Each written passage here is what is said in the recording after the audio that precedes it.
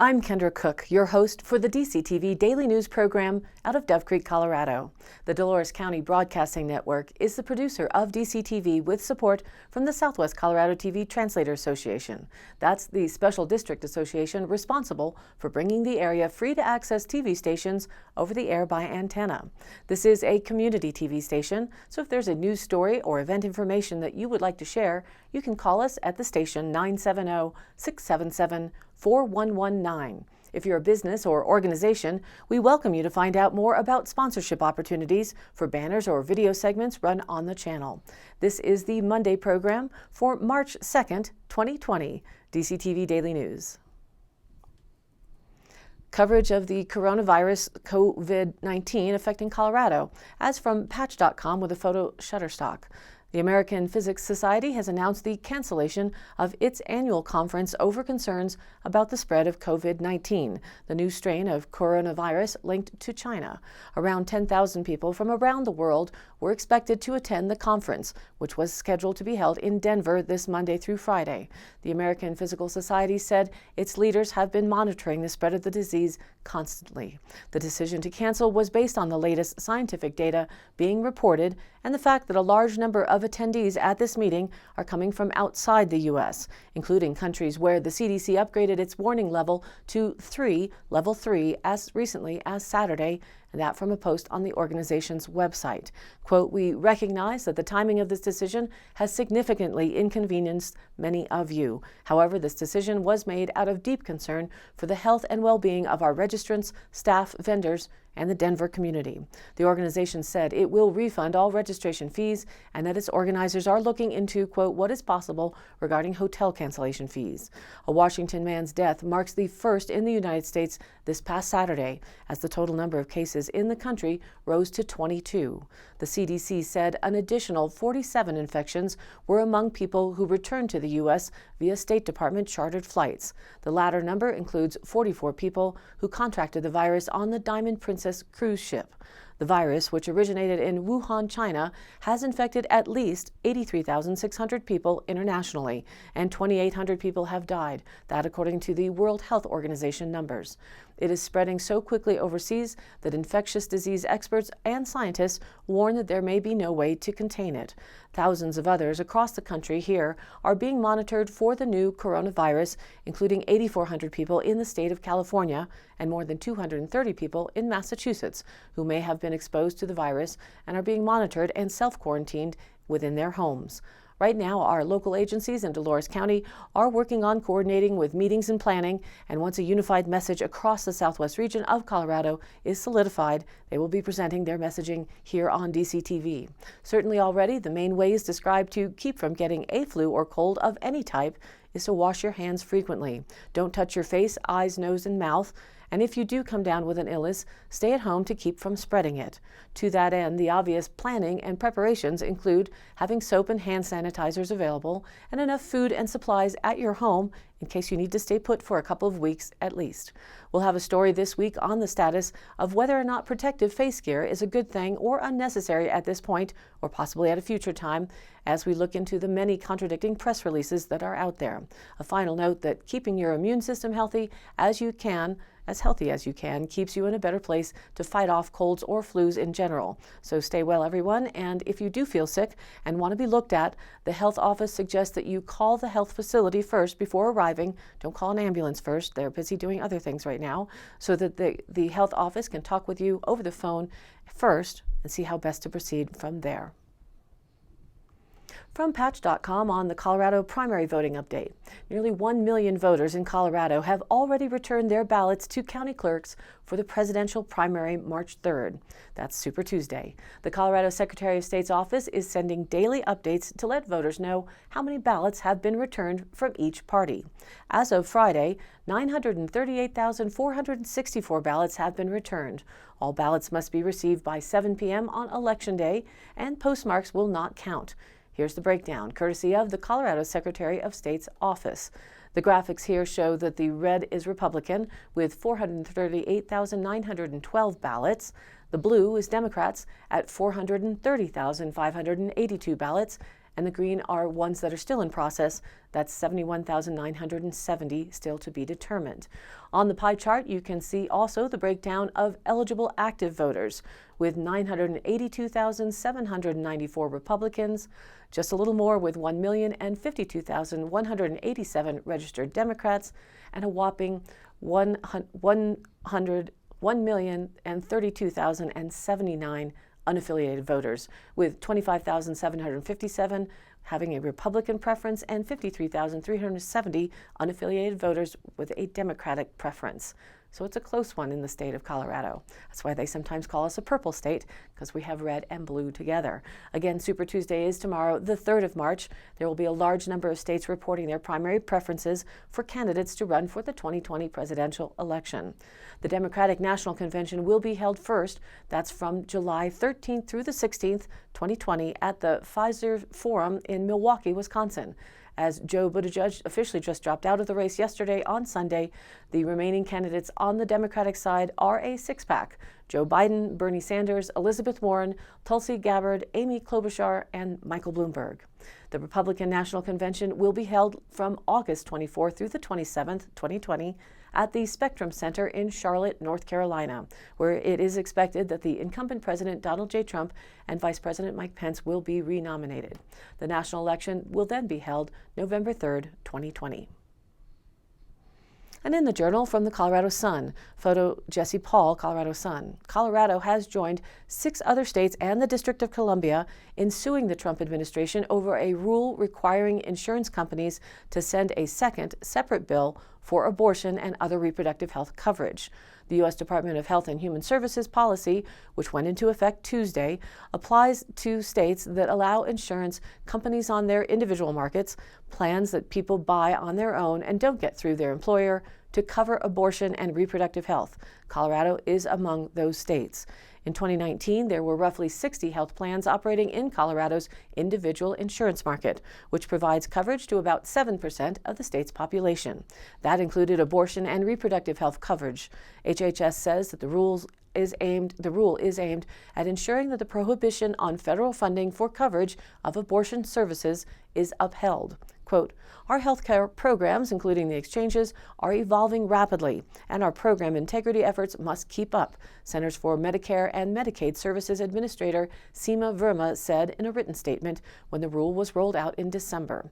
Colorado Attorney General Phil Weiser, however, fears that the rule will create an administrative nightmare for insurance companies and confusion among the insured, potentially even threatening their coverage if they don't make correct payments.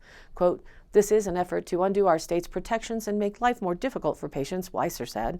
The Attorney General sees the rule change as being part of a broader national effort to roll back women's access to abortions. Quote, "This rule change is one of several efforts that would undermine women's right to choose," he said.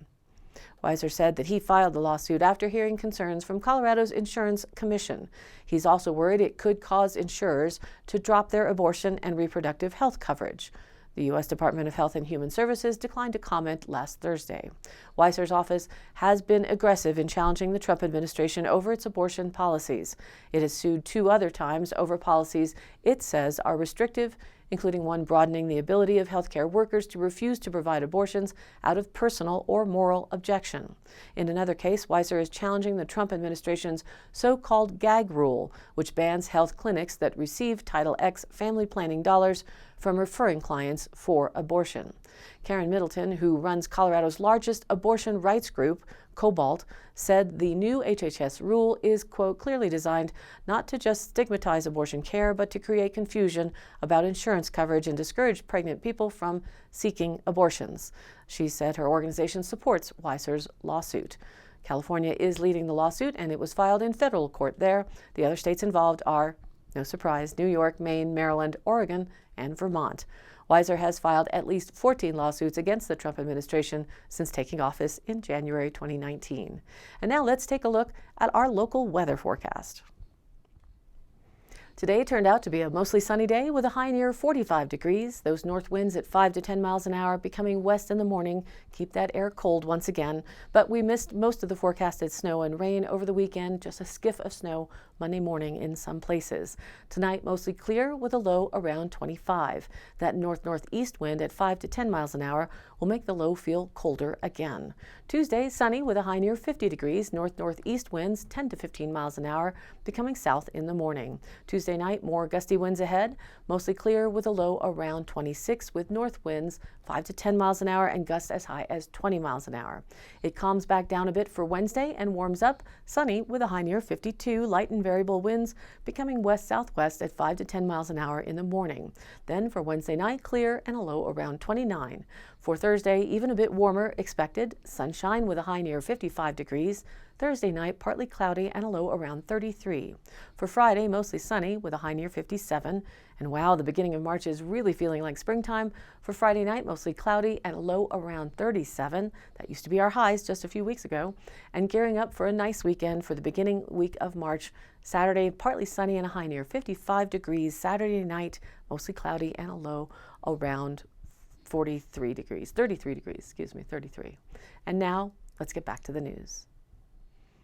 From the Journal with a photo, Jim Imiaga. As truckloads of logs arrive at the newly opened Ironwood Mill near Dolores, trucks with stacks of veneer sheets leave for plywood factories. In between, ponderosa pine trees from the San Juan National Forest are rolled through a large mill that is teeming with activity and newly hired employees. Quote, "We're the first step in the manufacturing of plywood," said Ironwood Group CEO Jeff Bunnell during a tour last Tuesday. Quote, "This county has been very supportive and welcoming." His team brought the mill site on County Road T back to life. It was previously the Montezuma Plywood Company plant, which closed more than 40 years ago. Quote, "It's been a project. We first hauled out 80 yards of pigeon crap from the old buildings, then remodeled them," he said. After meeting with local forest officials and seeing the potential timber market, Bunnell and his lumberjack partners relocated from Oregon, where they had become frustrated with, quote, "every timber sale being challenged in court." After arriving in April, Ironwood refurbished the 131,000 square foot warehouse and installed a modern mill. Ironwood recently purchased the mill's site property for $1.4 million, that according to the Montezuma County Assessor's Office. So far, 51 mill workers have been hired for 10-hour shifts, and there's a logging crew of 5. Quote, "We're looking to hire 25 more for a second shift," said Ironwood Administration Director Sherry Bisline. Applications are being accepted at the Southwest Colorado Workforce Center, and that's located at 2208 East Main Street in Cortez if you're looking for work. The expansion has been slowed down, though, because shipment of some mill equipment was delayed after ports in Asia closed to limit the spread of the coronavirus, company officials said. After the mill is built out, more staff will be needed, she said. Total employment will reach more than 100 people in jobs paying from $13 to $20 per hour. Sections of logs are fed into the mill by a front-end loader, a process that will be automated when final construction is complete. The logs are spun through a debarker and then through a lathe that peels them into thin veneer sheets that are cut and stacked, said plant manager Mike Seifert. Quote, "We're ramping up to full capacity and efficiency," he said. "Safety is always paramount." At full production, 10 truckloads of veneer will be produced every 10-hour shift. The bark and cuttings drop onto a conveyor belt and then go through a pellet mill. The wood pellets are sold for the industrial power market. Ironwood's veneer is an untreated wood sheet used in the plywood manufacturing process. Ironwood trucks the materials to Grand Junction via U.S. Highway 491, where it's loaded up on freight trains to West Coast plywood factories. Another potential rail loading site is at Thompson Springs in Utah, along Interstate I-70 north of Moab. Trucking to Gallup is not feasible because of road conditions and stricter hauling regulations, Bunnell said. Construction of a railroad spur between Gallup and Farmington through the Navajo Nation is being considered, but it would be at least a decade away from construction, said a Region 9 economic development official. Timber sales for Ironwood have been secured from the San Juan National Forest, which has been seeking increased commercial logging to reduce overgrown forest at risk for large wildfires and beetle kill. The mill yard is filling with stacked timber ready to be processed. And from the Craig Daily Press with a photo, CPW, Colorado Parks and Wildlife. Hunters hoping to draw a big game license in Colorado in 2020 are urged to study up on all of the changes in license requirements and fees prior to today, March 5th, opening of the application period that runs through April 7th. You still have time to look. For a good overview of what's in store, check out CPW's What's New video for the 2020 big game seasons. We're going to post it here on DCTV channel 32.1. The important changes for hunters to take note of include the Future Generations Act, which passed through the Colorado's legislature in 2018. That allows CPW to adjust resident licenses prices to keep up with the cost of inflation. This year, that means an increase of 1.3% or 30 cents to a few dollars on most licenses, while bear license prices have actually gone down. In order to participate in the big game primary draws and new secondary draws, hunters will need to purchase a qualifying license. If you applied for big game in Colorado last year, you recall that all applicants, including youth ages 12 to 17, must buy a qualifying license prior to applying for the big game license draw. Qualifying licenses include spring turkey licenses, annual small game, annual resident combination small game and fishing, and veterans lifetime resident combination small game and fishing. New this year are senior combination small game fishing and disabled first responder combination small game and fishing. Please note that any remaining leftover limited licenses that become available on a first come first served basis at 9 a.m. August 4th and over-the-counter licenses available at 9 a.m. August 6th will not require a qualifying license. 2020 annual licenses go on sale today, March 1st, 2020, including qualifying licenses at the same time as big game applications. 2020 annual licenses, including qualifying licenses, are valid March 1st, 2020 to March 31st, 2021. Remember, to be a valid qualifying license for the big game draws, the license must be valid for the 2020 license year. Hunters who don't draw a license in this year's primary draw should be aware that they still have the opportunity to draw a license in the new secondary big game draw. That secondary draw replaces the old leftover draw. New in 2020, most elk, deer, pronghorn, and bear licenses not issued through the primary draw will now be made available in a secondary draw that is open to anyone, whether they applied for the primary one or not. Secondary draw applications are accepted June 5th through July 7th. For all of these details and all of the dates and all of the confusing information that you need to get straight today, starting today, March 1st, go online to cpw.state.co.us and you can look up all of the Colorado Parks and Wildlife information there. And today's High Canyon Country happenings. Tuesday, March 3rd, is the last day to get your primary ballots into the county clerk office. That has to be done by 7 p.m., either in the ballot box outside or the office in the courthouse. And there's also a business after-hours networking and tourism visioning workshop. That starts at 5 p.m. tomorrow, Tuesday, March 3rd, at the Cortez Cultural Center in Cortez, and that's hosted by the Cortez Chamber of Commerce. And March 4th, Wednesday, over in Monticello, the San Juan County Chamber and Rotary Club in Utah have a luncheon, which is actually another evening meeting. That starts at 6 p.m. for dinner and discussions hosted by the San Juan County Chamber of Commerce and the Monticello Rotary Club at the Ja Rowan Thai Sushi Restaurant, just north of the golf course there. And for March 5th, on this Thursday evening, the town of Dove Creek will have their monthly workshop meeting at the town offices. That's at 505 West 4th Street in Dove Creek. We'll have more details on whether the board of directors will be an election process or not later this week to confirm. There were 2 position seats open for the next term. And in more political news, a reminder that the Dolores County Republican Caucus, Precinct Caucus, is March 7th at 7 p.m. That's Saturday at the Dolores County Public Service Center over near the Road and Bridge Department. And the Democratic Precinct Caucus is also March 7th on Saturday at 2 p.m. at the County Commissioner's Meeting Room in the basement of the courthouse. And I post up all of these High Canyon Country happenings on our Facebook page, which is DCTV News at Noon, where you can also watch the program replays along with news links and stories of local interest. And you too can share other events or news there and join in on the conversation. Again, this is your local community TV station, so if you have something that you would like to share, contact us. The email is dcbnnews@gmail.com, or you can call the station, which is, again, 970-677-4119. Thank you for tuning in to DCTV Daily News. Programs are broadcast Monday through Friday with replays online on our YouTube channel or our DCTV News at Noon Facebook page. If you like the program, please do like and follow us on Facebook and share it with your friends and family. The news program airs for the first time at 6 p.m., replays at 8 p.m. on the day, and then is replayed the next morning at 9 and noon. This has been a production of DCTV for the DCTV Daily News program out of Dove Creek, Colorado, USA. I'm Kendra Cook. Again, thank you for watching.